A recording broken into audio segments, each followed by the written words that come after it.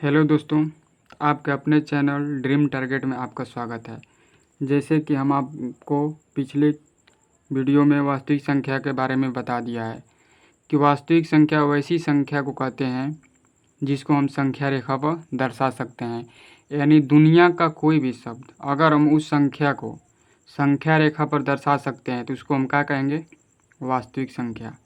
और वास्तविक संख्या सम्मिश्र संख्या का एक भाग है। यानी सम्मिश्र संख्या को हम दो भागों में बांटते हैं। सम्मिश्र संख्या को कितने भागों में बांटते हैं? दो भागों में बांटते हैं, जिसमें हमने पहला पढ़ा था काल्पनिक संख्या। पहला क्या पढ़ा था? काल्पनिक संख्या। और दूसरा हमने जाना था वास्तविक संख्या। यानी वास्तविक संख्या क्या है? सम्मिश्र संख्या का एक भाग है। और काल्पनिक संख्या के बारे में हमने पढ़ा था कि अगर मान लीजिए कोई संख्या √2 है तो यह क्या है? वास्तविक संख्या है। लेकिन जैसे ही अगर इसमें हम माइनस लगाते हैं तो यह क्या बन जाती है? काल्पनिक संख्या। यानी काल्पनिक संख्या को हम संख्या रेखा पर नहीं दर्शा सकते हैं, इसलिए हम इसको क्या कहते हैं? काल्पनिक संख्या कहते हैं। लेकिन दुनिया का कोई भी संख्या हो, क्या हो? दुनिया का कोई भी संख्या हो, आप √2 ले लीजिए, चाहे -1 ले लीजिए, या 2 ले लीजिए, या 2/3 ले लीजिए, या आप कुछ भी अनंत संख्याएं ले सकते हैं। लेकिन वह क्या हो? अगर उस संख्या रेखा पर दर्शा सकते हैं तो उसको हम क्या कहेंगे? वास्तविक संख्या कहेंगे। लेकिन अगर मान लीजिए -√2 है तो इसको हम संख्या रेखा पर कभी नहीं दर्शा सकते हैं, इसलिए हम इसको क्या कहते हैं? काल्पनिक संख्या। और सम्मिश्र संख्या को हम कॉम्प्लेक्स नंबर भी कहते हैं। क्या कहते हैं? कॉम्प्लेक्स नंबर भी कहते हैं। तो कॉम्प्लेक्स नंबर को दो भागों में बांटते हैं, पहला काल्पनिक संख्या, दूसरा वास्तविक संख्या। तो आप समझ गए होंगे। तो आप इसे अच्छे से समझने के लिए आप मेरे पिछले वाले वीडियो को भी देख सकते हैं, जिसमें हमने पार्ट वन में वास्तविक संख्या के परिचय के बारे में बताया था। आज हम समझेंगे कि आखिर वास्तविक संख्या के अंदर कौन कौन सी संख्याएं आती हैं, जिसको हम एक नंबर सिस्टम के नाम से जानते हैं। यहाँ से आपके 10th क्लास में 3 से 5 नंबर क्या है? फिक्स है, और आप इसे ध्यान से देखेंगे और मेरे बातों को ध्यान सुनते रहेंगे और कॉपी में क्या करेंगे? नोट करते चलेंगे। मान लीजिए जैसे आपने बहुत चीज़, मान लीजिए कोई व्यक्ति है, मान लीजिए इसको हम मान लेंगे क्या है? छोटा लड़का है, यह कुछ नहीं जानता है। लेकिन अगर हम इससे पूछते हैं कि आप बताओ छोटू, तुम्हारे पास कितनी अंगुली है, तो ये तुरंत बता देगा कितनी अंगुली है? 5। मान लीजिए रोड पर कोई भी व्यक्ति घूम रहा है, भले वो पढ़ा हो या न पढ़ा हो, लेकिन अगर इससे हम पूछेंगे कि बताओ छोटू, आपके पास कितना अंगुली है, हाथ में कितना, तुरंत ये बता देगा 5। दोनों हाथ की बात करेंगे तो तुरंत जोड़ के बता देगा 10। यानी कि यह क्या है? यह व्यक्ति ना तो पढ़ा है ना लिखा है, फिर भी हमारे क्या बता दिया? प्राकृतिक संख्या, यानी संख्या को बता दिया कि नहीं हमारे पास 5 अंगुली है, कितनी अंगुली है बता दिया ना। यानी कि प्राकृतिक संख्या क्या होती है? जो कि हमें प्रकृति का कोई भी व्यक्ति उसको आसानी से जान जाता है, तो जिसे प्राकृतिक संख्या, इसीलिए हम इसको क्या कहते हैं? प्राकृतिक संख्या। प्राकृतिक संख्या की बात करें तुम इसको हम कई तरह से परिभाषित कर सकते हैं। जैसे मान लीजिए अगर हम कहें तो 1 से लेकर, क्या कहेंगे?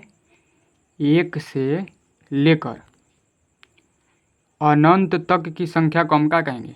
प्राकृतिक संख्या। आप समझ गए होंगे। यानी अगर आपसे कोई पूछे कि बताइए सबसे छोटी प्राकृतिक संख्या कौन सी है, सबसे छोटी प्राकृतिक संख्या क्या कहेंगे? सबसे छोटी प्राकृतिक संख्या, तो हम क्या बताते हैं? 1। लेकिन अगर हम कहें कि बताओ सबसे बड़ी प्राकृतिक संख्या कौन सी होगी, तो हम क्या कहेंगे? 2 कहेंगे? नहीं, 2 से बड़ा क्या है? 3 है। क्या 3 सबसे बड़ी प्राकृतिक संख्या है? तो जी नहीं। फिर अगर हम 4 कहें तो क्या 4 है? 4 से भी बड़ा तो संख्या है 5। अब 5 से भी बड़ा 6 है, और 6 से बड़ा क्या है? 7, और 7 से बड़ा 8। यानी लगातार संख्या क्या बढ़ती जा रही है? कहाँ तक जा रही है? अनंत तक। तो हम क्या कहेंगे? अगर पूछे हमसे सवाल कि बताइए सबसे छोटी प्राकृतिक संख्या क्या होती है, तो हम क्या बताएंगे? 1। और पूछे कि सबसे बड़ी प्राकृतिक संख्या क्या होती है? अनंत। तो अब उम्मीद है आप समझ गए होंगे।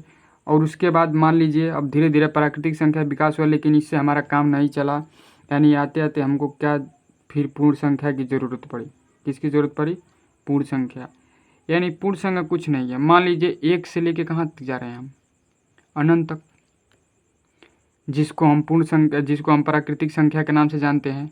लेकिन अगर हम इसमें 0 शामिल कर देते हैं तो ये हमारी क्या बन जाती है? पूर्ण संख्या। अब मान लीजिए हमको पूर्ण संख्या को परिभाषित करना है, तो हम लिखेंगे कि 0 से लेकर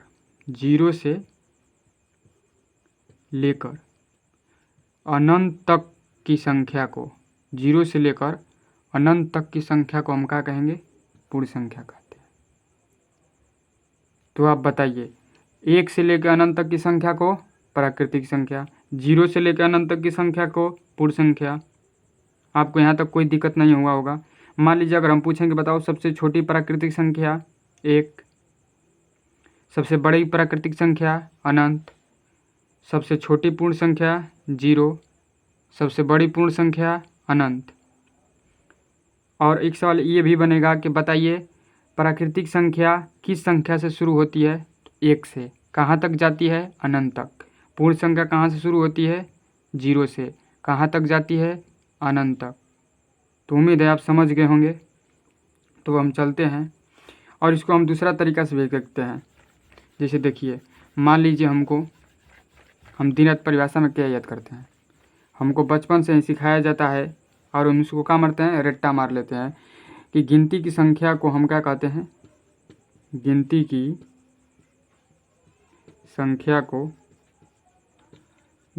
संख्या को प्राकृतिक संख्या कहते हैं। गिनती की संख्या को क्या कहते हैं? प्राकृतिक संख्या। लेकिन आप सोचिए कि गिनती की संख्या आखिर कहाँ से शुरू होती है? 1 से होती है कि नहीं? उसके बाद 2, उसके बाद 3, उसके बाद 4, उसके बाद 5, उसके बाद 6, उसके बाद 7, इस तरह बढ़ते बढ़ते कहाँ तक जाता है? अनंत तक। यानी हम ये भी तो बोल सकते हैं कि 1 से लेकर अनंत तक की संख्या को प्राकृतिक संख्या कहते हैं। तो आप अपने दिमाग से सोचिए, ये तो हम सब कोई जानता है, ये बच्चा जानता है कि गिनती की संख्या को प्राकृतिक संख्या कहते हैं। लेकिन क्या हम इसको 1 से लेकर अनंत तक जाने वाली संख्या को प्राकृतिक संख्या नहीं बोलेंगे? बिल्कुल बोलेंगे। उसके बाद हम सीखेंगे पूर्ण संख्या। जैसे मान लीजिए हम पूर्ण संख्या कहते हैं कि गिनती की संख्या में शून्य को शामिल कर देंगे तो क्या बन जाती है? पूर्ण संख्या। यानी गिनती की संख्या 1, 2, 3, 4, 5, 6, 7, 8 और कहाँ तक जाती है? अनंत तक। और इसमें हम जैसे ही 0 शामिल करते हैं हमारा क्या बन जाती है?